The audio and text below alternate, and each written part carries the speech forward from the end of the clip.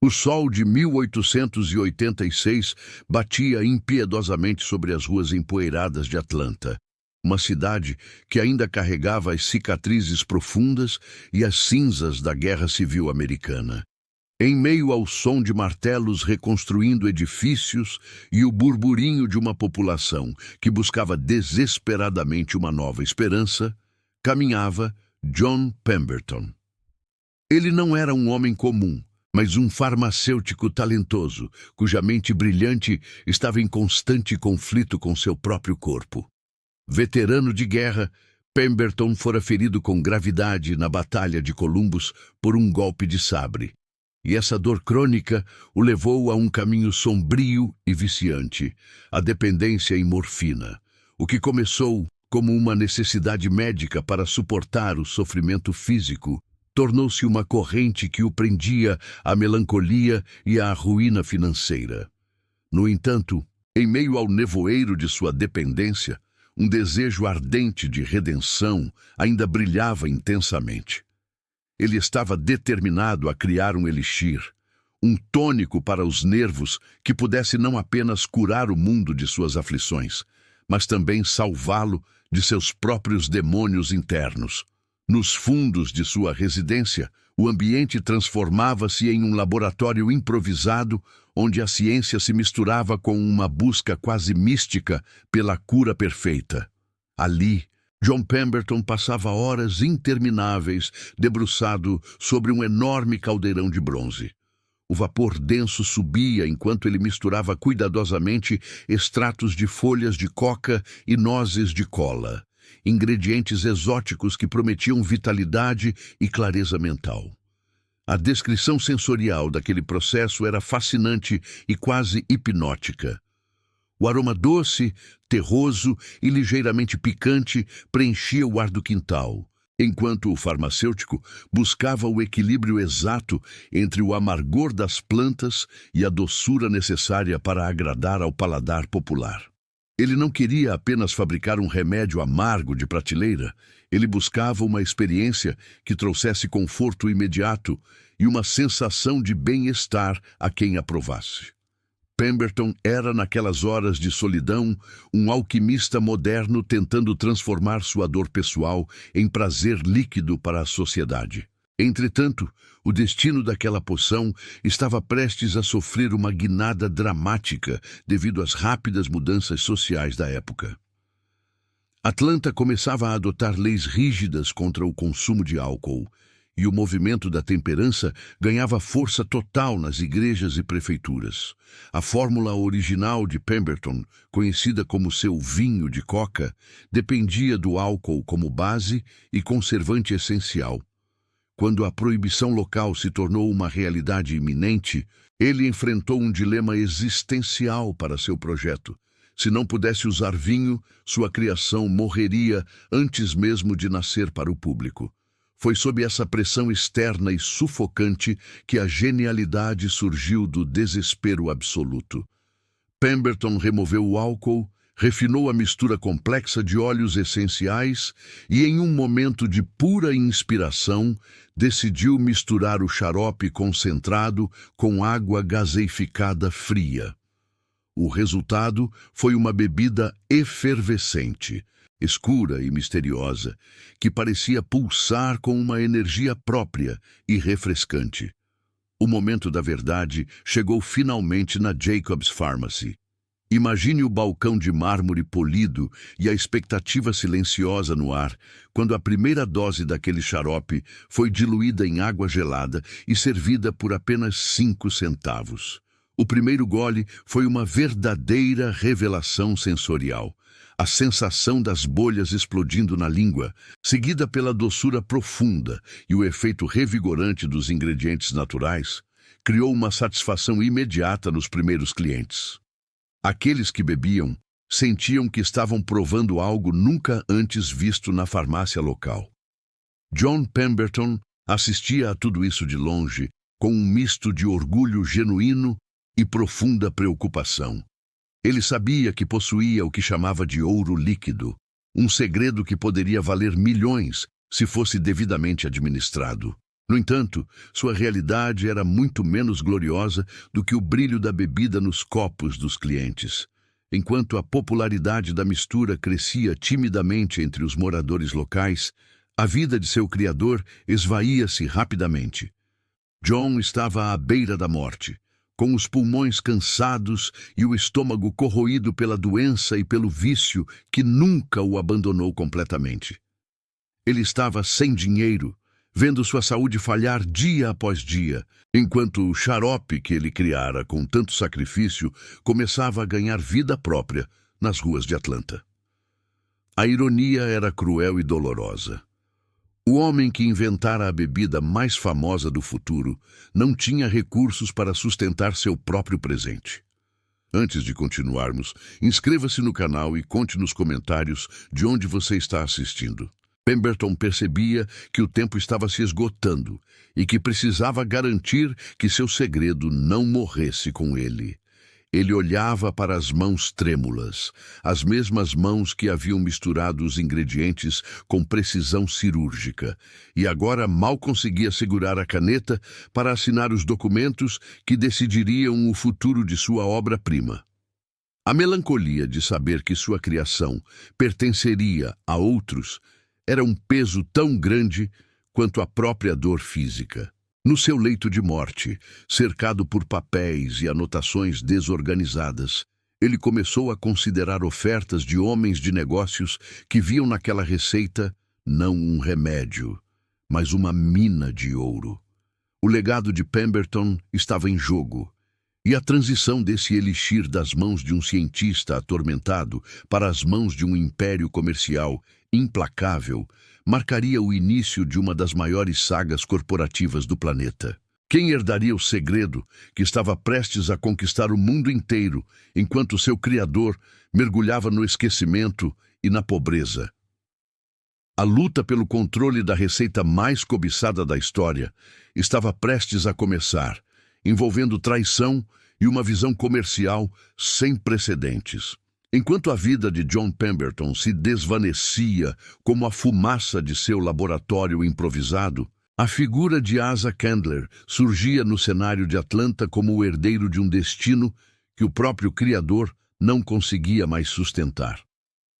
Candler, um farmacêutico e empresário de olhar afiado e ambição desmedida, percebeu rapidamente que o líquido escuro e efervescente era muito mais do que um simples tônico medicinal. Era uma promessa de riqueza infinita e influência global. O encontro entre esses dois homens não foi um aperto de mãos entre iguais, mas uma transferência melancólica de poder e segredos. Em seu leito de morte, atormentado por dívidas crescentes e pelo vício em morfina que nunca o largou, Pemberton começou a retalhar sua maior obra. Ele vendeu partes dos direitos da fórmula por quantias que, diante da grandiosidade futura da marca, pareciam migalhas de pão jogadas ao vento. Foi um processo fragmentado e doloroso, motivado pelo desespero de deixar algum sustento para sua família e pela necessidade urgente de silenciar suas dores físicas até o último suspiro. A transição da fórmula, no entanto, foi mergulhada em névoas de controvérsia e suspeitas de traição que ecoariam por décadas. O filho de John Pemberton, que via na invenção do pai o único legado real da família, tentou lutar desesperadamente contra o avanço voraz de Candler.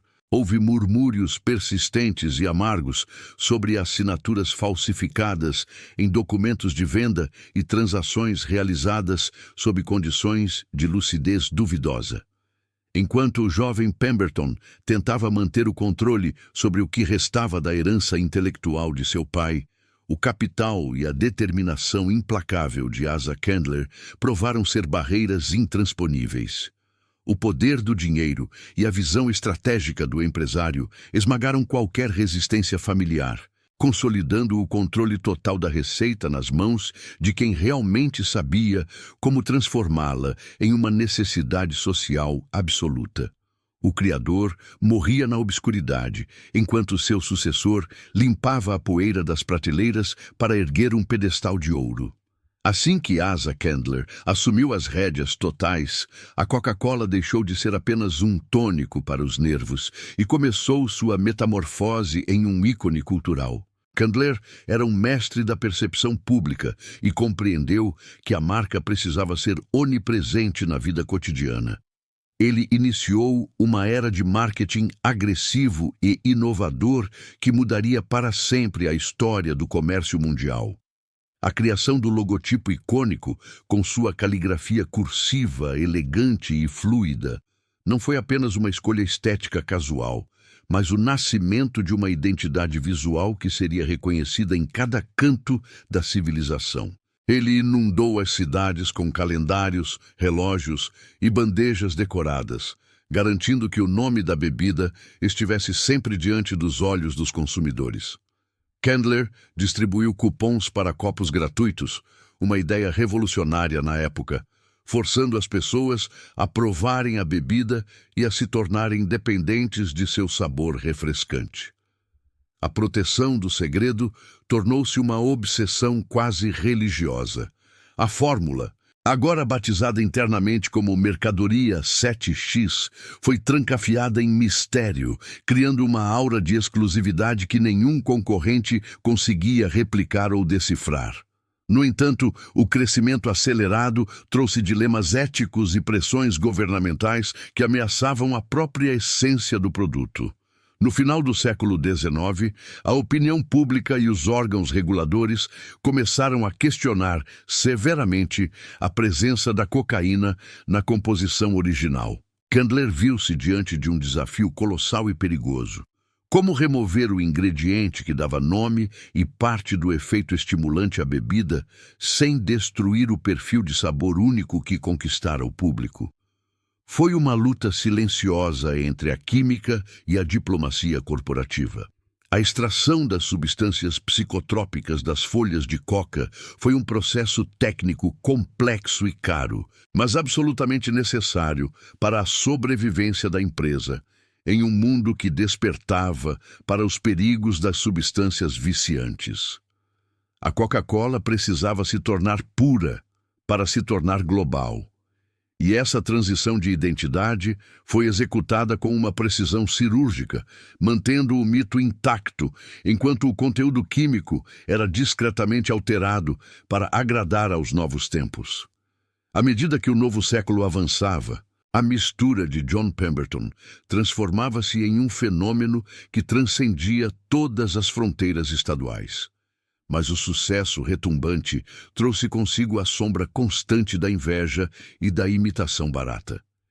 Pequenas fábricas clandestinas surgiam por toda parte, tentando copiar desesperadamente o sabor e a cor do líquido escuro, forçando a empresa a travar batalhas jurídicas exaustivas para proteger sua propriedade intelectual.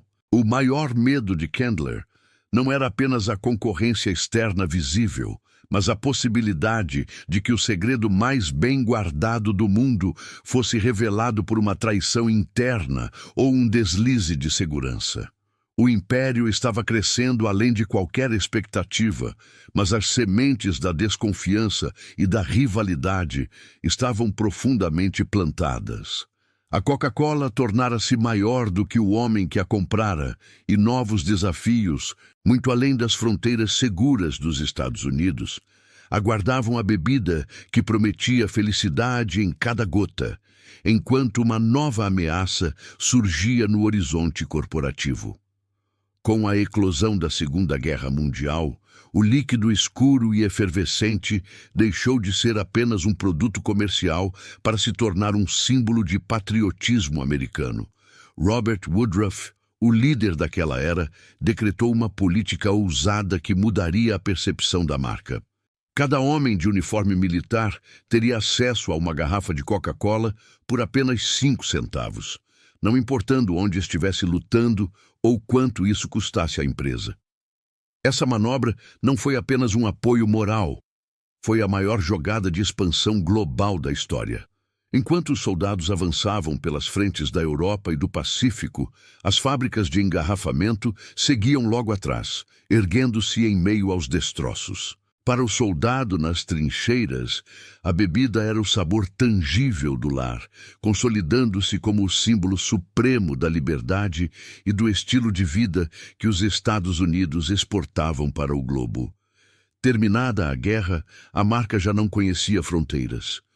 O logotipo em vermelho e branco passou a ser reconhecido em vilarejos remotos e metrópoles cintilantes, servindo como uma linguagem universal que prometia um momento de felicidade. Contudo, esse domínio absoluto foi desafiado na década de 80 por um erro que quase destruiu o império. Pressionada pela concorrência feroz e por testes que favoreciam uma fórmula mais doce, a diretoria tomou a decisão drástica de aposentar sua receita original. O lançamento em 1985 provocou uma reação visceral que ninguém poderia ter previsto. Não foi apenas uma rejeição a um novo sabor. Foi encarado como uma traição nacional. Um lamento coletivo por algo que consideravam parte fundamental de sua própria herança cultural. Consumidores furiosos inundaram as linhas telefônicas em Atlanta com protestos, sentindo que uma parte de sua identidade havia sido roubada por burocratas. O público não pedia por uma bebida tecnicamente melhor. Eles exigiam a sua velha e fiel companheira de volta. Esse erro histórico provou ser, ironicamente, a maior demonstração de força da marca. Apenas 79 dias após o lançamento, a empresa anunciou o retorno triunfal da fórmula original sob o nome de Coca-Cola Classic.